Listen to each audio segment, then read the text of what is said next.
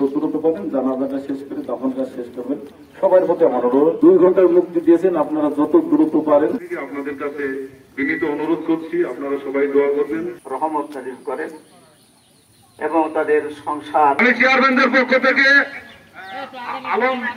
আলম হোসেন চেয়ারম্যানকে আমি জানাজা পরিচালনার জন্য আমার তুমি করে থাকে ভুল ভ্রান্তি করে থাকে, আপনারা আল্লাহ রাস্তে মাফ করে দিবেন। ওয়ালাইকুম